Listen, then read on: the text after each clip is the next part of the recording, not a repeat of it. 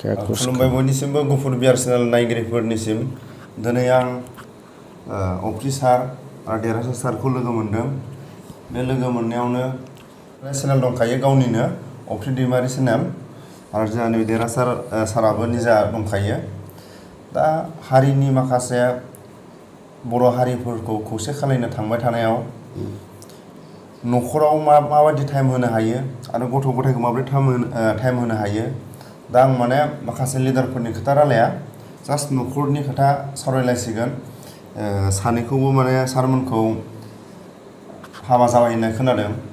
दा गथ' गथाया साबेसे दं बेखौ सोंलायलायला। माने आं फार्स्ट सारनाव सोंसिन आरो अफ्रि सारनाव आंनि चेनेलाव सानैखौबो आं बरायना लाग्रोबाय। गोजोन्थों। सारा मेडामखौ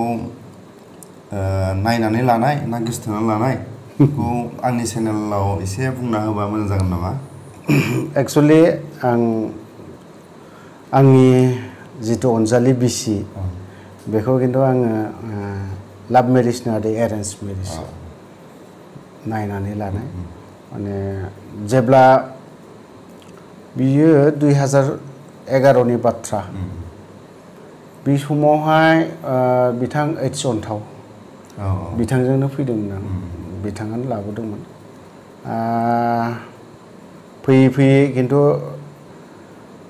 इसोरा बिजोंनो दङमोन नामाथाय बेमोन आरोखि खिन्थु इसोरनि लिरनाय होननांगोन। जेब्ला बिनि बिब'नि फिसा बिनावहाय थांदोंमोन बेनिनो अब्लानि समाव एसे रायथिलायलायनाय जादों सानैजों। ओमफ्राय बेनि उनावहाय जों रायथिनायाव सारा बुंगोरखो ना माने फार्स्ट खोथाखौ मेनामा बुंगोरखो? बिदिथ' नङा सिदायै बुंनो थाङोब्ला बिथां ओइस अन्थाव बिथाङानो एरेन्ज खालामनानै होदों बे आरोखि सिदा। खारन आं गोसथोलायनो बिदिबो गोसथोनायखौथ' आरो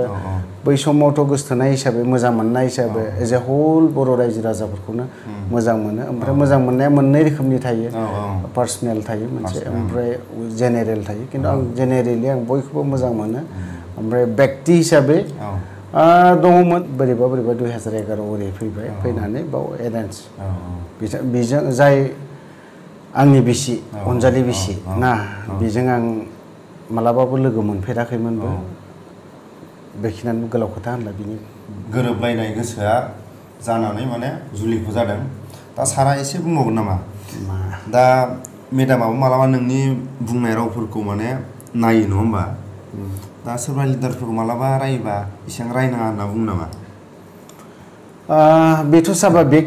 गावनि फिसायखौ माब्रैथो गाज्रि जाजानो लुबैनाय बिसिया मालाबाबो लुबैया। आं थेवबो बिनि खेथ्रआवबा आं बारा इम्पर्टेन्ट होआखैमोन। खारन बिथाङा जाया आंनि बिसि बियो माने मोनसे बिजनेस लाइनाव दङ। ओमफ्राय थानायानो जाहैबाय बिनिया कटाक महिन्द्र लाइफ इन्सुरेन्सआव बियो मोनसे खामानि मावो आरोखि ना। बियो बिजनेस लाइनाव हाबो आरोखि माने फिसा प्राइभेट जबाव मावो आरोखि बियो गावनि आन्था देलायनाय मानाय गावनि खरसाखौ गाव बरननानै लायो। खिन्थु आंनि सायाव बारा सोनारा। हारिनि खामानि मावनायाव बियो बेसेबां हायो माव आंखौ हेफाजाब होयो माव। ओमफ्राय गुबुनजों गावनि फिसायखौथ' गाज्रि जाजानोखौ मालाबाबो लुबैया। सब समाय मोजांखौ लुबैयो गावनि फिसायखौ। आरो जा नुदों आं मोजां बिसिखौनो मोनदों बे आरोखि। दा खोनाबाय रायजोफोर जेरैबायदि बै समाव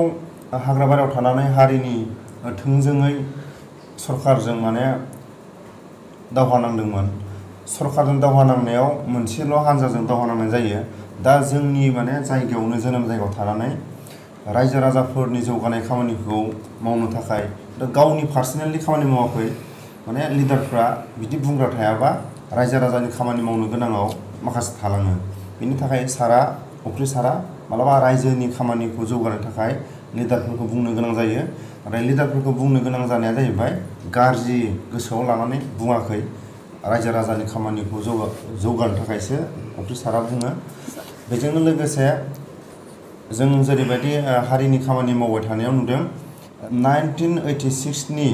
आरो जों खोनाबाय थादों मिथिंगा दैमारि आरो जौ सेरेबनि बिसोरनि माखासे जानानै थांनाय जाथायखौ लाबदांगुरिनि बिसोरनि माखासे माबोरै दावहाजों थैलांखो नैबे सारानो माखासे गानफोरखौ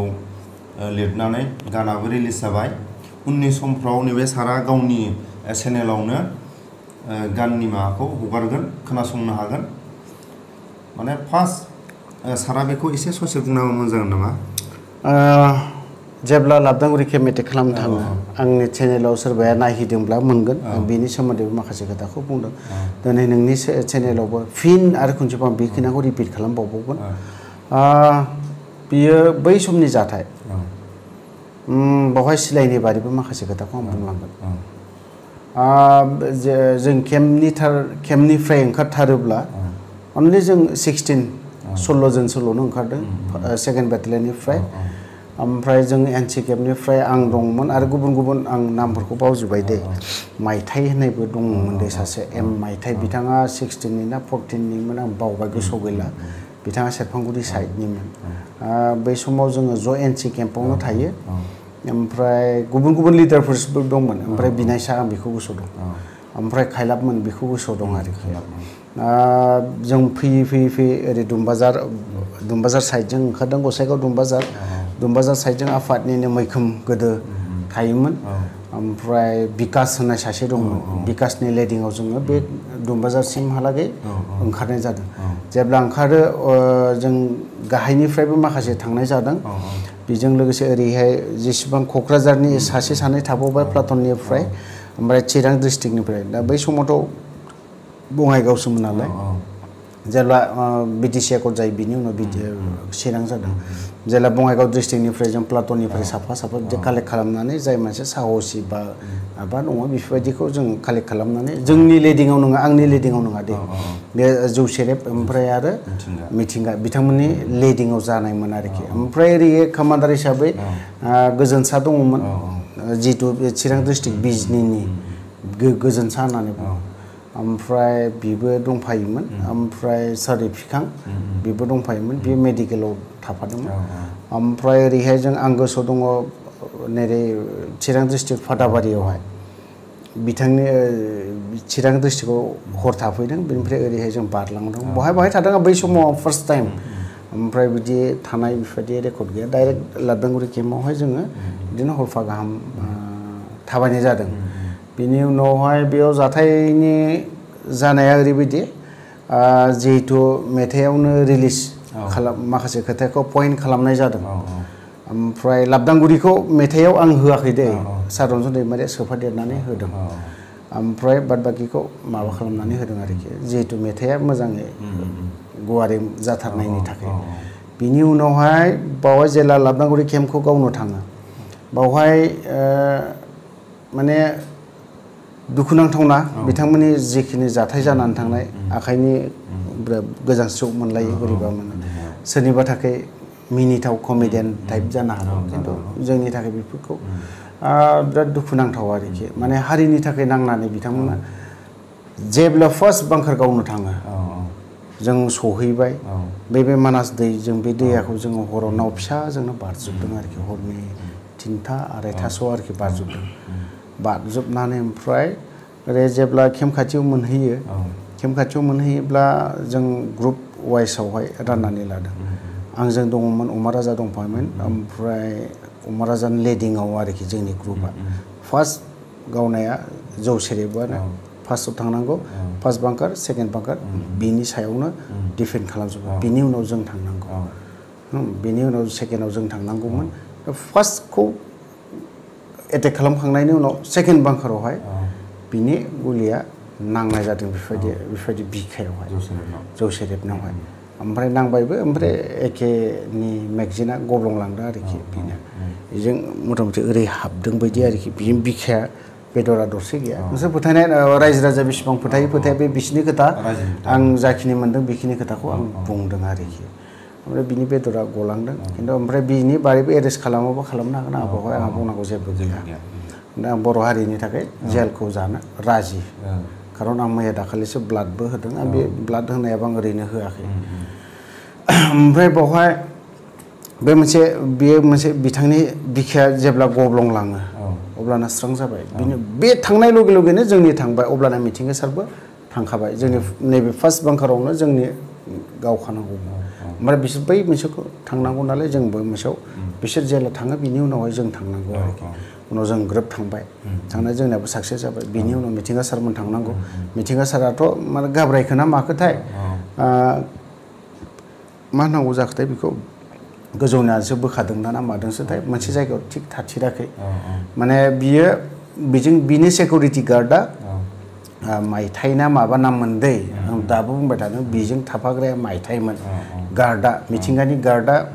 मायथाइमोन आरोखि जेब्ला बै मोनसेथ' जौ सेरेबखौथ' थेलायाव बोनानै लानानै थांखाबाय बेखौ खनसेयावनो आं हालालै होननानै आंनाव गुलि नांबाय होनखाबाय गावनो बेखौ कटन जोंनाव माने सिलाइ फुगारनाय बा माबा माबि फुगारनाय आर्मस फुगारनाय कटना थाखायो आरोखि ओमफ्राय बायदिसिना बिदिनो माबा माबि मुलिफोरा थाखाजोबो नालाय इमारजेन्सिनि थाखाय ओमफ्राय बिदिनो कटनखौ बरनजोबनानै आखाइयाव जि फाननानै बेवहाय ओरै माथुनानै बे मानास दैखौ जेला बारो अब्लाबो बिनि जिउआ गवाखै बेफोरबायदि आरोखि ओमफ्राय खाथियाव थेला गारि दङ मैगं बे समावथ' गोजां बोथोरनि बाथ्रा हारसाफ्रा बिदिनो मैगं बायदिसिना फाननो लाबोयो बेखौ जों हगार हराखै लाखिना दोनबाय थादों आरोखि लाखिना दोननाव बे थेला गारिजोंनो जों बिसोरखौ दिखोना लाना थांनो गोनां जादों आरोखि माखासे माबाफ्रा दानिया फैदोलाय मिथिंगाया बैजोंनोथ' लांखाबाय बेखौ दै बारहोखाबाय सेकेन्डआवहाय जोबस्रांनायसै आरोखि मथा मथि देराया खामजोबदोंबो जेसेबां गुलि बारुद दङ बेरस्राजोबदों आरोखि बेफ्रुजोबथारदों आरोखि एसे डिस्ट्रयानो जादों मोजाङानो बिथांमोननिफ्राय डिपार्टमेन्टनिफ्रायबो गोबां मानसि खहा जादों ओमफ्राय बावहाय जेब्ला बांकारावहाय सासे हाबफैयो हाफपेन्ट खाखि ड्रेस गाननानै हाफपेन्ट गाननानै थानायमोन ओमफ्राय गस्ला गुफुर बेनियाम गस्ला गुफुर गाननानै बे एसएलआरखौ लानानै बांकाराव फुरा बांकाराव हाबहैनानै ओरै उन्दुना थानानै जाना थाखादों आरोखि बियो ओमफ्राय जाना थाखाबाय नालाय ओमफ्राय मिथिंगाखौ बुंहरखाबाय ओइ सार बेवहाय दा नायथ' मानसि हाबबाय होनना बुङो खारन बै खनाजोंबो दङ नालाय एंगेलावसो नालाय थिन खनियाफोरबायदि जादों नालाय ओमफ्राय बै खनाजों मोनसे दंमोन बे खनानि बेनिफ्राय बुंहरखाबाय जे सार नों बेखौ दा नायथ' बेवहाय मानसि हाबबाय होनना बुंहरखाबाय उनाव ओमफ्राय खोनादोंना खोनायाखै गाव जाने गावसो मोनथिसिगौ ओमफ्राय सिलाइखौ दोनथ'नानै बांकार ओरै नायहरबा ओमफ्राय सिलाइथ' जानानै दंखायो सेगार बोनानै होबाय बिनि मेगनाव थब्लं गब्लं ओमफ्राय बे थाइसे गैखा आरोखि बेदर बेगें गैखा आरोखि बिनि ओमफ्राय बावहायनो जै बेरदोंबो जग्र'खादोंमोन गेगेर गुगुरनो ओमफ्राय ओइ मिथिंगा सानाव बिदि जाबाय होमबालाय लांदो मानसि दङ होनना बुंबाय बावहाय अमा राजाया मा खालामखो बेथ' नायहरनो नागिरदों बेबो नायासै बे साइडजों ओरै गिदिंना थांना नायहरनानै ग्रेनेड थरसे गारनानै हरा ओमफ्राय बे मानसियाबो थैदों आरोखि जाय गावग्रा बेबो थैदों ओमफ्राय बेनि सिलाइखौबो जोङो लाना फैदों आरोखि खिन्थु ग्रेनेडजों माजों नांनानै सिलाइया थै मेलेम एकदम नांसारजोबनाय थेवबो जों लानानै फैदों आरोखि बेनि सिलाइखौ जों दोनथाराखै ओमफ्राय बेखौ नांबायबो ओमफ्राय बे थेलाव दिखोनानै बेखौ लानानै थांजोबनाय जादों आरोखि बेखौ दिनै आं बिनि उनावहाय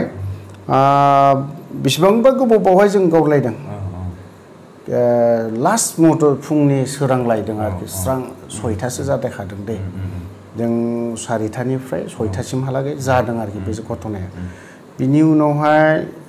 फैनानै जोङो मा खालामखो उनावहाय आर्मि पुलिस सिआरपि फुरा हाब्बाय मानसिखौथ' जों मा खालामबावनाय उनाव लाना फैबाय मोनसे हाग्रा बे मानास दैखौ बारखांनानै मोनसे हाग्रायावहाय मिथिंगाखौबो आं लोगो मोनहैदों जेब्लासिमहालागै बिनि जिउ थांथाराखै बिसिमहालागै बिनि जिउआ गवाखै माने मोनसे आवाज ओंखारबाय थायोना बोरैबा साइसनि ओमफ्राय आं बेखौ खोन्थाथ'ला जिउआ गथाराखैमोन ओमफ्राय मोनसे बियो जानजियाव गोबां बुस्थु गानना लायोमोन दे बियो थाबिस ना मा बिदि बायदिसिना रोखोमनि गानना लायोमोन जेब्ला थाबिस हास'ना होयो जिउ गलांनाय बायदि जादों आरोखि जों बे आंथ' बारा फोथायखाया थाबिसनि सायाव बा खिन्थु हयथ'बा जोंखौ लोगोफोरखौनो नायजोबनो थाखाय नेना दङमोन नामा बेखौ आं सानदों आरोखि बेदरा बेसेबांसो गैया आरोखि बिखायाव जों जेब्ला जिउ गयो माने कटनजों बिनाय सायानो गावनि आखाइजोंनो एकदम माथुनाय बियो बिनि साया मोनथिजोबो आरोखि बिनि थै गनाय मानाय गासिखौबो बे 16 बेट्सनि ना मानिथाय नामखौ बेट्सखौ आं बावबाय दे बियो गोरोंबोमोन मानसिया बिनि साया बिनो फुरा माबाजोबनो मोनदों आरोखि थै थांनाय मानाय जेब्ला आखाइ बोखारो माने जेला आखाइजों माथो थैया ओरै सौखांबाय थायो इसेबो बोखारनो हाया बासायनायनि मोनसे चान्स गैयामोन आरोखि बिनि उनावहाय जोङो मोनसे हाखर जावनानै गामिनि रायजोखौ लेंहरनानै मोनसे हाखर जावबाय बिनि उनाव बे गोथैखौबो डेड बडिखौ डिपार्टमेन्टआबो मोनलांदों होननानै आं मोनथिदों आरोखि बिनि न'खराव खबर मोनदों आं खबरबो लास्टआव आं लाहरनायबो जादोंमोन आरोखि ओमफ्रायथ' टारगेटआ गोबां दङमोन बावहाय रकेट लन्चारबो दंमोन बे समाव जों गोबां टारगेट लाना फैदोंमोन जों मोनथिजोबा मिथिंगा सार आरो जौसेरे बिसोरसो मिथिगौमोन टारगेटआ बहा बहा दंमोन आं बेखौ खोन्थाजोबला टारगेट गोबां दङमोन आरोखि खारन जायनि जाहोनाव रकेट लन्चारबो लाना फैनाय बा गोबां एमिनेशन लानानै फैनाय बै समनि जाथायखौसो खोन्थादों दे आं बे दानि जाथाय नङा बा गोदान जाथाय नङा बै समनि जेब्ला आफादा डिसबेन्ड जायाखै सिजफायारावनो गैयामोन आफादा मोनसेयावनो ज' दंलायोमोन बे समनि बाथ्राखौ खोन्थादों आं बिनि उनावहाय जों बिनिफ्राय फुरा केम्पसिम थाबायलांबाय थाबायलांनानै जों मास मोनसेसो लाफ्रामबाय आरोखि थांनाय फैनाय आरोखि मथा मथि मास मोनसेसो जादों आरोखि गोबां खस्थ' मोनलांदों बेखिनि दुखु खस्थ'आ दिनै बर' रायजो राजानि थाखाय जों दुखु खस्थ' लानांदों होननानै आं सानो बिनि उनावहाय सर्टै खोन्थाजोबदों आं माखासेखौ गोबां जाथाय दंबावो खोन्थानांगौ दा गोलाव सम जायो ओमफ्राय बिदिनो थायै केम्पआव थायै सेकेन्ड बेटालियनाबो चेन्ज केम्पआबो जि केम्पआव दंमोन बेयो सोलायलायलायबाय बावहायबो गोबां जाथाय जादों जों एनसि केम्पआव थानायावबो ओमफ्राय बे एनसि केम्पनिफ्राय आरो सोलायलायलायबाय गुबुन मोनसे केम्पआव ओरैबायदि आलफानि केम्पखौ बारनानै ओरैबायदि खस्थ' जों फुंनि 8टासोआव ओंखारोब्ला मोनानि जों 6टा 7टा बिदियावसो रेसनखौ मोनहैयोमोन आरोखि दा लासै थाबायलांनांगौ जायोमोन सासेयाव 15-20 केजि माइरंखौ जों बालांनो धेमालि नङा गोजान आरो गावनि आर्मस एमिनेशन बेफोरबो थाबाय बिदिनो लाना थांनो गोनां जादों आरोखि जोबथारनायाव बिदिनो जोङो थायै बेनिफ्रायथ' आरोबाव बांलादेश थांफिनबाय आं बांलादेशआवबो बिराद गोबाव सम थाहैदों आं केम्पआव आं 9 मास 8 मास थादों बांलादेश केम्पआवहाय बियो जाहैबाय 2001नि नभेम्बरसोहालागै थांनाय जादों दे खारन आं मेघालयआव ख्रिस्टमास जालांदों आरोखि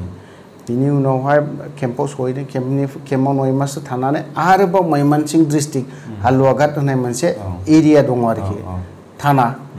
बावहाय जों थाफैबाय मोनसे जायगायावहाय मणिपुरा होननाय मोनसे गामियावहाय बावहाय जोंनि गासिबो माबाफ्रा जाजोबो आरोखि बावहायनो आर्मस बोख्लायनाय मानाय गासैबो आर्मसनि गाथि माथि बेफोर गासैबो दंजोबोमोन दा खिन्थु जोंनावहाय गैला बेफोरो ओमफ्राय बै समनि बाथ्रा बेफोरो आफादा जेला सिजफायार जायाखै बिनि उनावहाय बियाव थानानै जों मेघालयआव गोबां खामानि मावदों जायखौ बुङो राबन दाखालि रुंसारि जालांबाय ओमफ्राय आरो जायखौ बुङो माहारिबो दङमोन अन्थाव दङमोन एथि अन्थाव बिनि उनावहाय अनजिमा दङमोन बरपेटानि बिथाङा बाक्सा डिस्ट्रिक्टनि बरपेटानिनोमोन बेयो गार' हिन्जाव लानानै दा बांलादेशआवनो हाबा खालामनानै थाबाय बिनि बारैबो आं सानसे समाव खालामखांबाय भिडिअ आंनि चेनेलाव चेक खालामबा मोनगोन ओमफ्राय बेबो दंफायोमोन मोन्थोर होननाय बेबो दंमोन गोबां दुखु खस्थ' लादों जों बावहाय आर्मस रोगानाय मानाय जों सानफा हरफा थाबायनाय मानाय गोसोआव दं आरोखि ओमफ्राय जेखियानो जादोंला बेखिनि खोथाखौ आं बुंथ'ला एसे दुखु नाङो बोरैबा नाङो माने फिन आरो गावनि गोसोखौ दुखु होफैनो सानाखै आरोबाव बे मेथाइ लिरनायनि बारै लाइफआव माथो दंबावो जेबो गैया बेनि उनाव रन्जन दैमारि सारा ओरैहाय हमजानानै गखांलायबाय गखांनायनि उनावहाय ओरैहाय जेब्ला केम्पआव थायो मा खालामगोन सारा गोसोखांलायबाय जे मेथाइ लिरनांगौ बे मेथाइ लिरनि जे जोंनि जारिमिननि आफादनि बारै माखासे खोथाखौ लिरनि जिहेतु नेक्स्ट जेनेरेसन 100 बोसोरनि खोथाखौ सानदों दै सारा 100 बोसोरनि उनावहाय बे मेथाइआ 100-200 बोसोरब्लाबो नेक्स्ट जेनेरेसनफोरा जाहाथे खोनासङो आरो बिसोरो मोनथियो बे हिसाबै बे मेथाइखौ लिरदोंमोन आरोखि बिनि उनावहाय आं सानबाय दा सारा जुदि बेखौ गोसोखांदोंबा र' आं मिथिंगा जौस्रेबनिखौ एसे सिन्था खालामनि सम हो आंबो लिरबाय मोनसे ओमफ्राय दावहारु होननाय मोनसे बे मोनसे दंमोन दोंनै ओंखारदों मेथाइआ बाद बाखिखौ आफादनिनो प्रेसिडेन्ट सारानो लिरदोंदां हयथ'बा गुबुन सोर लिरदोंथाय आं बेखौ मिथिरोङा नामाखौ होआखै ओमफ्राय बावहाय बे मेथाइआवहाय आफादनि जिखिनि मेथाइ बरननाय बे मेथाइखौ जों इउटिउब बा गुबुनाव जों हगारनायबो जायाखै रिलिज खालामनाय ओरैनो जों बेयाव डिस हिसाबै 100 थाखा करि 100 रुपिस करि जों फाननाय जादों आरोखि बेखौ फानजोबनो हायाखै नांगौब्ला सोरनोबा दरखार नांथारगौब्ला आंनाव दङ आरोखि बे केसेटफ्रा दङ आंनाव दङ मोनगोन आरोखि हरगोन आं फैसा नाङा बिना फैसा आं फ्रिनो हरनानै होगोन आं बेफोरखौ बावहाय मिथिंगा जौसेरेबनि मेथाइखौ आंनो लिरदोंमोन ओमफ्राय दावहारु होननाय मोनसे मेथाइ दं बेखौबो आंनो लिरनाय जादों दोंनै सिखांदों प्रेसिडेन्ट सारा एक्सेप्ट खालामदों बावहाय मिथिंगा जौसेरेबनि लाबदांगुरि केम्पनि माबाखौ रन्जन दैमारि सारानो सोनानै होफानाय आरोखि लाबदांगुरि केम्पखौ माबाखौ गावनो थांनायावहाय मिथिंगा जौसेरेबनि बिखा मेगन थाइसे गब्लंनाय बिखा फारसे गब्लंनाय बेफोरबायदि खोथा ओंखारनाया बावहाय फुरा बेरखांनाय होनाय सोसननाय जादों आरोखि माने मिउजिकआ सोरबाया मोजां मोनाबो जानो हागौ खिन्थु वेस्टार्न होजोबदों आरोखि मिउजिकआ एसे खारन रन्जन दैमारि साराबो बे इन्डियान मिउजिकखौ बारा सुखुखाया दाल' नङा गोदोनिफ्रायनो बियो बारा मोजां मोनखाया मेथाइनि खेथ्रआव आरोखि दे ओरैनो मेथाइनि खेथ्रआव बे वेस्टार्न टाइपखौबा मोजां मोनो आरोखि हिसाबै बियो वेस्टार्न टाइपनो जाजोबनांगोन खारन बै समावहाय 100 बोसोरनि उनावहाय गथ'फ्रा माने वेस्टार्न टाइपसो जाहैजोबगोन मिउजिकआ इन्डियाननि जाखिनि माबाफोर थानाय बे थाहैनो हागौ बा थायाबो जानो हागौ बेखौ साननानै बियो बेखिनि खोथाखौ जिहेतु जोंनि बर' जेनेरेसनफोरा ना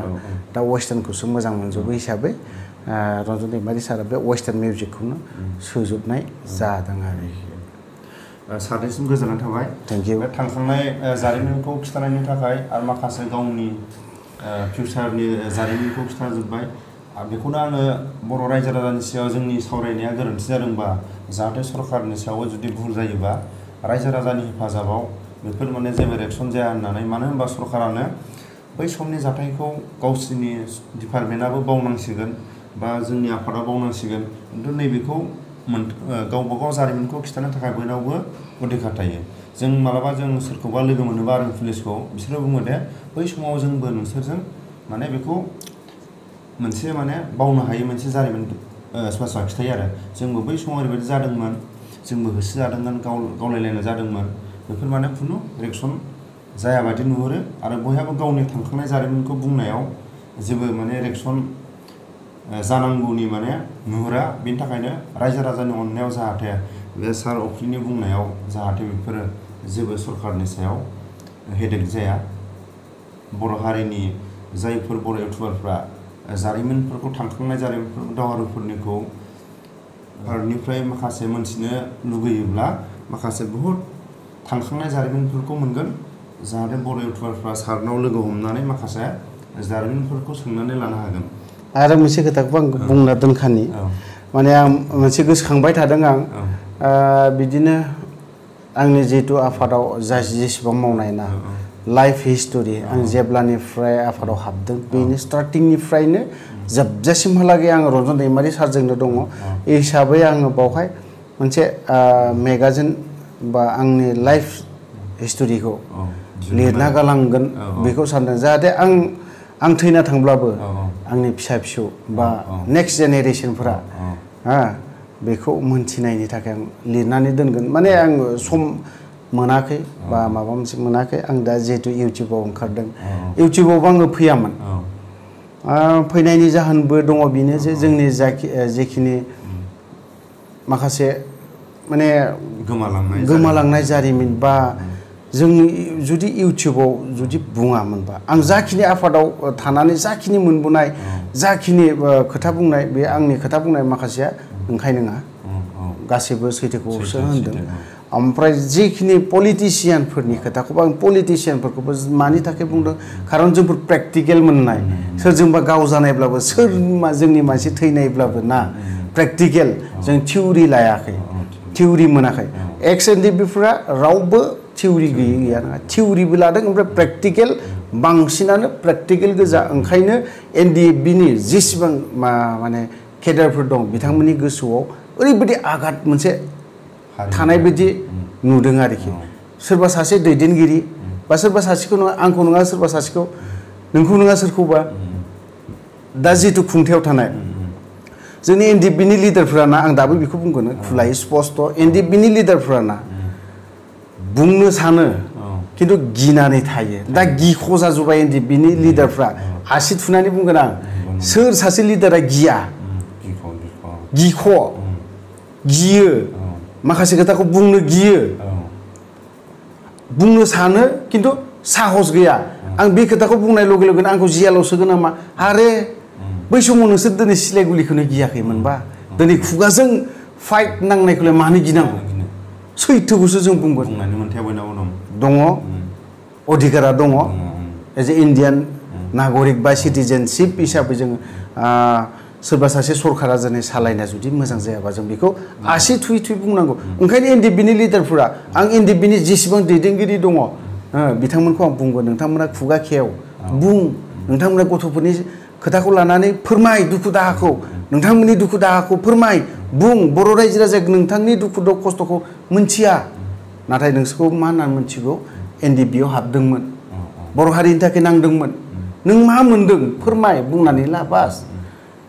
नोंनि दुखु दाहाखौ दिनै बर' रायजो राजाया मोनथिनांगौ दं होननानै आं सानो एनडिएफबिनि लिडारफोरा दिनैहाय जायनि जाहोनाव दिनैहाय सोरबा सासे थैब्लाबो गथ' सासे सेंग्राफोर थैब्लाबो राबन थैनानै थांबाय माहारि थैनानै थांबाय गुबुन गुबुन आइजोफोर दिनै बेमार जानानै थैनानै थांबाय बेफोर बेसेबां दुखु दाहा दङ बेफोर बिराद गोबां माने लिडारफोरा बेफोरनि सायाव खोथा बुंनांगौ होननानै आं सानो लिडारफोरा जायनि जाहोनाव एकदम न' सिङाव जिरायनानै थायो लिडारफोरा एनडिएफबिनि लिडारफोरा एक्स एनडिएफबिनि लिडारफोरा दाथ' कयेकजनाथ' न' सिङाव थांबाय नै दाखालि रज' दैमारि सारखौ सानै साथामा साला बिनि नामाव मेम'रेन्डाम होबाय गनायनि थाखाय मा जाखो बोरो बहा थाखो मानो होदोंमोन रज' दैमारिखौ बनायनो नाङा केसआव जायफोरा दिनै सेन्ट्रेल जेलाव दङ बिथांमोनखौ बरननायनि थाखाय मेम'रेन्डाम होदोंमोन प्रमद बर'नो मा जाखो बोरो होदो बरनदो आं दाबो बुङो नोंसोरखौ जायफ्रा एनडिएफबिनि लिडार नोंथांमोना मेम'रेन्डाम होदोंमोन मानोथो दिनै रज' दैमारिनि सारावहाय खाथियाव मानो बुंनो गोनां आं दिनै बिथां बायदि दैदेनगिरिनि खाथियाव आं थांला मानो बुंनो गोनां जादों मानो बुंखो बिनि सिगाङाव मानो बुंखो मिडिया मा जाखो जोंनि निउस पर्टेलफोरनि सिगाङाव मानो बुंनो हाया मानो बुंनो हाया नोंथांमोननि दुखु खस्थ' खालामना फैनायखौ माखौ गिदों सिलाय गुलिखौनो नोंसोर गिनानै फैयाखै गावलायनानो हादों नोंसोरो दिनै सिलाय गुलिखौ खाफालाव थरसे नांब्लानो दिनैहाय थैयो खिन्थु दिनैहाय खुगाजों नांनायखौ मानो गिदों आं दाबो स्पस्ट खोथाखौ बुङो सिगांजों दा आंखौ उनजों दा गावथों सिगांजों गावोब्ला उनजों दा गावथों आंखौ सिगांजों गाव आं सिलाय गुलिखौ आं गिया दाबो बुङो आङो सिगांजों गावथों आंखौ उनजों दा गावथों मालाबाबो आंखौ उनजों दा गाव आं बेखिनि खोथाखौ आं रोखा बुंगोन खारन दिनै बर' हारिया दिनै मा मोनदों थ' गोबां खोथा बुंबाय बिदिनो हारिनि खोथा रायखाङोबा थैया दासिमबो जोंफोर बोरैबा नाङो खारन जों दिनै एनडिएफबि जानानै बर' रायजो राजानो जों जेबो होनो हायाखै एकर्डखौ लानानै आं खावलायगोन बर' रायजो राजाखौ नोंथांमोना जेबो दासान एकर्डआव दिनै बिएसि समावबो जों जेबो मोनाखै बिएसि समाव दिनै बिएसिनि जायबा चिफ बिथाङा बुंदोंमोन 6था 7थासो दफाखौ मोजां मोनैनि थाखाय आं रिजेक्ट होदों बिटिसिआव जोङो मोनदों बिटिसिआ सालायदों 17 बोसोर मावदोंबो बिसोरो दिनै बिथांमोननि समावबो रिहेबिलिटेसन मोनजोबाखै केसआबो थाबनो जोबजोबाखै बिसोरनिया ओमफ्राय जायफ्रा दिनै मार्टियास बेफोरबो दिनै फैसाखौ मोनजोबाखै जाखिनि अनसुंथाइ बिएसएनि समावबो मोनजोबाखै ओंखायनो जायफ्रा मोनाखै नोंथांमोना जेबो साननो नाङा दुखु मोननो नाङा आरो रायजो राजाखौ आं मोनसे खावलायबावगोन दिनै जोंनि एकर्डनि गेजेरजों दिनै एकर्डआ दिनैहाय माबा मोनसे नङा बबेबा मोनसेयाव मोजां जादों बबेबा मोनसे क्ल'सआ बबेबा मोनसे चेप्टारा मोजां जादों गासैबो गाज्रि जोब बेखौबो होना आङो खिन्थु जोंनि नांगौ बायदि बे बुस्थुखौ मोनाखै आंहाबो बावहाय आंल' नङा एनडिएफबिनि लिडारफोरा कयेकजन लिडारा दाबो बुंनो हाया बिनि बारै आं बे एकर्डखौ एक्सेप्ट खालामनो हाया होननानै गियो बेखौ बुंबानो जेलाव थांथारनांगोन ना सोजागोन ना हिमन्त बिश्व शर्माजों सोजागोन ना प्रमद बर'जों NDP-नि लिडारफ्रा आंबो दाबो स्पष्ट खोथाखौ बुङो बे एकर्डखौ आंबो मोजां मोना बे एकर्डखौ आंबो मोजां मोना दा बेखिनि खोथाखौ आं खोनाबाय जायफोर माने गाव होनदों गावनि जारिमिनखौ गावनो लिरगोन नाथाय जों जेरैबायदि नुदों रायजोनि खामानि मावनो थांनायाव माखासे लिरनो गोनांफ्रा थालाङो आरो न'खराबो न'खर दाबाय न'खर दानायाव माखासे नांगौ बायदि माखासे गथ'फ्राबो फरायगासिनो दं बेफोराव माखासे सोलिबाय थानायाव माखासे जानाय लोंनायनिफ्राय गथ'फोरखौ फोरोंनायनि सायाव माखासे गावनि पार्सनेल बिजनेस थायो बेखौ मावनो गोनां जानायाव माखासे लिरनो गोनांफ्रा थालाङो सोरबाफोर जुदि गोसो गुदुंफोर दङब्ला माखासे बर' हारिनि जारिमिनखौ आरो बे सारनि माखासे जारिमिनखौ सोरबाफोर लिरनो बिनि जारिमिनजों डाइरेक्ट लिराबाबो बे सारनि माखासे जारिमिनखौ एसे सोदेरफानानै लिरनो गोसो दङबा सारनिफ्राय लांफैनो हागोन आरो बर' हारिनि NDP-नि मेन एक्टरखौ बुंनांगोन जोंनि दा सोलिबाय थानाय सारा बुंदों अफ्रि सारा गिबिसिन रन्जननि माबायावनो हाबदों आरो जोबजासिम बेयो रन्जननि नामावनो रन्जननि सोलिलांबाय थानाय रन्जन सारा जेलनिफ्राय गनानै मा मावो मावा बिनि सारनि खोथा नाथाय जेब्लासिम बे रन्जननि नामावनो थागोन आरो थैजासिम रन्जन सारा गनायनि उनाव हाल मावनानै जायो ना रायजोजों थायो जिखुनु जाया समावनो अफ्रि सारा बिनि माबायावनो थागोन मुङावनो थागोन बेफोरखौ माने मेन एक्टर नांगोन बर' हारिनि NDP-नि मेन एक्टरा जाहैबाय अफ्रि सार सोरबा दिनै राजनितिकनि दैदेनगिरि जादों सोरबाया अनेक माखासे दिनै लिडार जादों लिडारनि सायाव जों मा बुंनांगोन हारिनि माखासे दुखु दाहाफोरखौ दिनै गाबखौग्रा गैया हाग्रा बारिनिफ्राय फैनानै दिनै देरसिन दावहाया रायजो राजाखौ दिनै बुंनो हानाय रायजो राजानि माबानो हानाय माब्रै मेन एक्टरखौ जों सम सम बुंगोन फैबाय थानाय समाव मेन एक्टरा जाहैबाय जेब्ला मेन हाग्रायाव थानाया जों सरकारजों नङा सारा फैनानै खेबनै बर' हारिनि थाखाय गाव थैनानै थांथों नाथाय गावनि माखासे गावनि थै जिउफ्रा गुबुननाव एसेबाबो थांनानै थाथों होननानै दाखालि थैबो होबाय सारा बेखौनो बर' हारिनि थैया सोरनाव दं स्पष्ट जाहैबाय बे थैनायखौ माने हारिनि थाखाय थैगोन आरो गावनि माखासे आफादनि माखासे माबाफ्रा मावनाय खामानिफ्रा जाहाथे बयबो सारनि माखासे जुदि थैनानै थाङोब्लाबो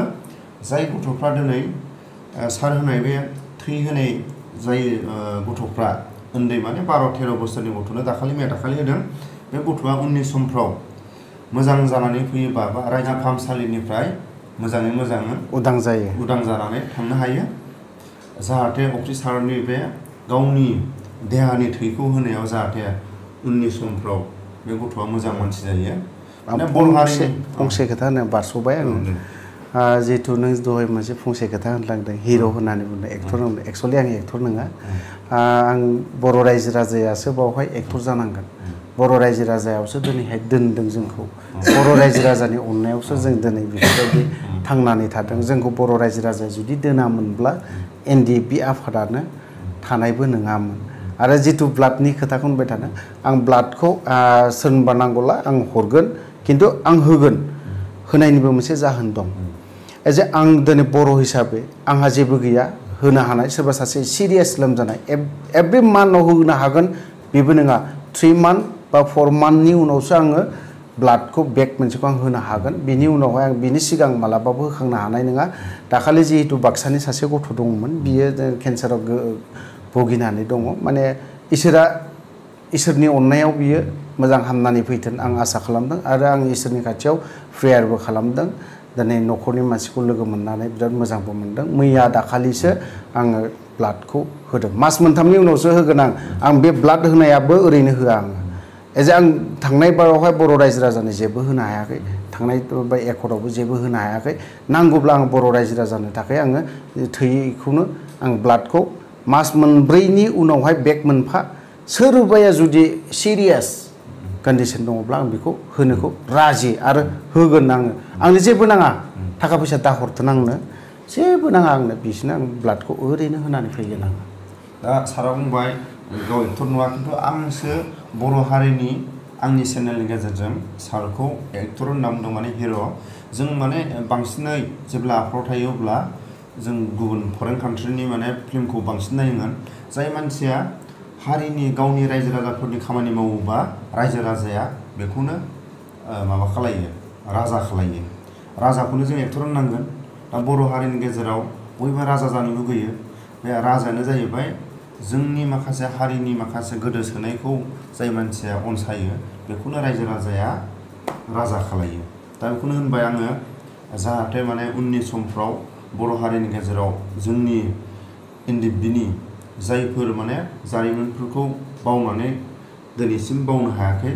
बेनो जाहैबाय मेन एक्टर आंनि चेनेलनिफ्राय आं मेन एक्टर होनदों रायजो राजाया अनसायो उननि खोथा जोंनि हारिनि गेजेराव बावनो रोङै दिनैसिम जायफोर दिनै दुखु दाहाफोरखौ बै समनि माखासे दिनैसिमबो बावनानै थाङाखै जायफोर दिनै उन्दुसोनानै थानायखौ नैबे सारा फोजानानै दिनै सिरि मोननानै आवगायबोगासिनो दं बेखौनो उननि समाव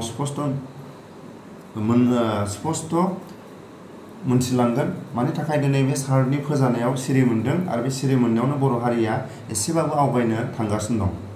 दा आङो सारनिसिम गोजोननायखौ थाबाय आरो जोबथारनायाव जोंनि गेजेराव जेरैबायदि जों अनेक माने न'खरनि माखासे काहानिफोरखौ रायलायबाय आरो माखासे आफादनिबो काहानि रायलायबाय दा भिडिअआ गोलाव जाहैबाय जादोंबाबो जोंहा नैबे देरहासात इस्लारिनिफ्राय ससे पार्सनेलि आंनि चेनेलाव माने सारखौ बरायना लाग्रोबाय आंनि बुंनायफ्राव गोरोन्थि जायोब्ला सारनि जानानै आङो बयनिसिमबो निमाहा बियो आरो आंनि सोंनायाव गोरोन्थि जायोबा आं बयनिसिमबो निमाहा बियो दा आङो सारा जेरैबायदि जोंनि बर' हारिनि गेजेराव बिग्रायनि गानखौ खोनायोब्ला बयबो गोसोफ्रा एसेबाबो गोजोननाय मोनो थिग बर' हारिनि इउटुबारनि गेजेराव सारनि बे बुंनाय रावफोरखौ माने गोदै आरो सारनि बुंनाया माने गेरस्रेम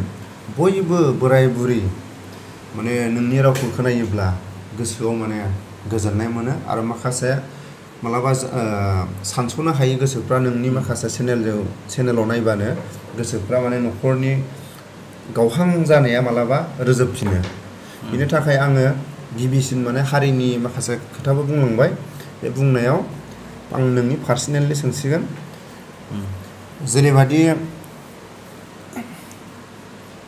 जायफ्रा हाबा जायाखै होननानै गोसोआव माने नोंखौ बजबनो नाजादोंमोन नाथाय बेफोरखौ जों दा बुंनो हाला दा जों स्पष्ट जाबाय नोंनि चेनेलाव नुनानै दा मेडामखौ सारा गोसो थोलायनानै लानाय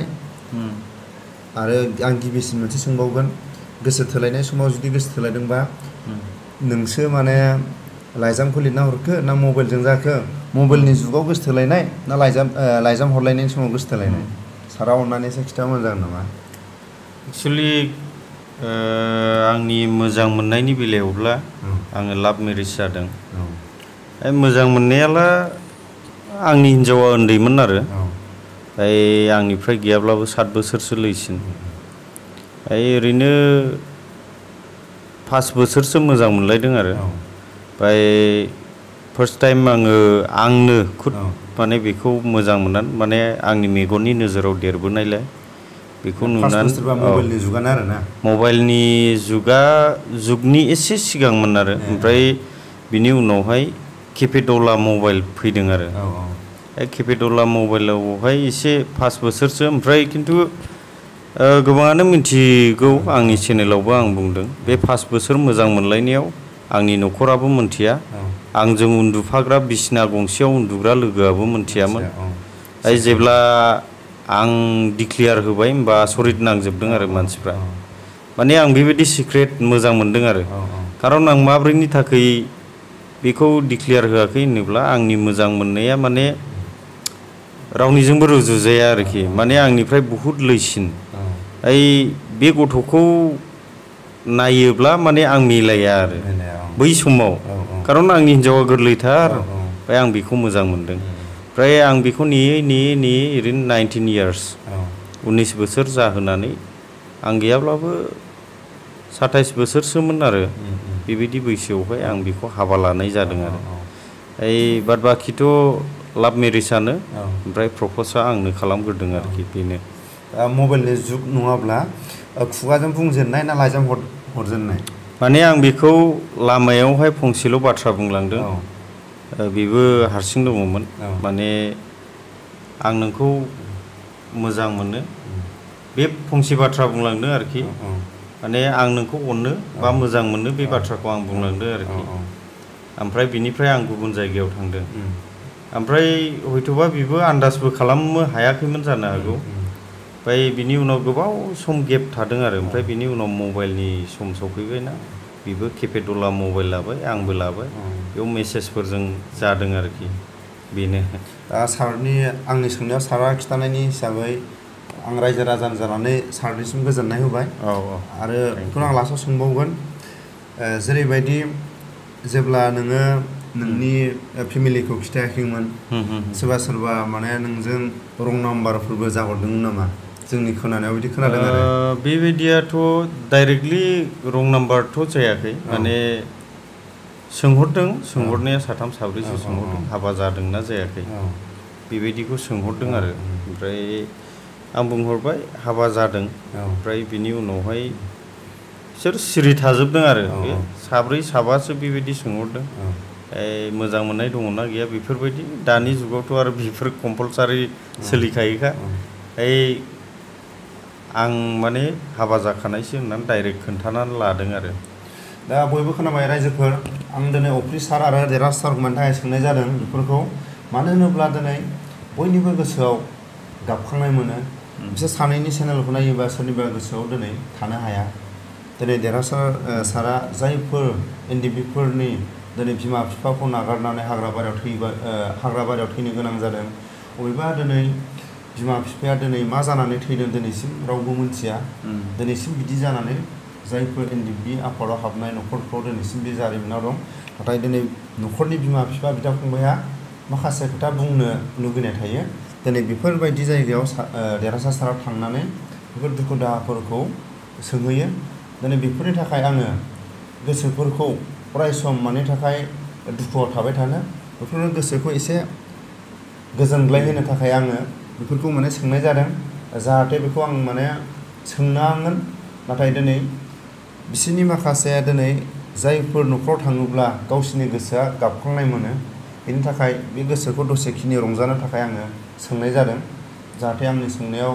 गोरोन्थि जायोबा आं निमाहा बियो आरो अफ्रि सारखौथ' बयबो खोनाखायो दिनै हारिनि थाखाय हर सान बुंनो गोनां जायो अराय सम बे दिनै गावनि गथ'खौ लेखा फोरोंनो बा गावनि फेमिलिखौ माखासे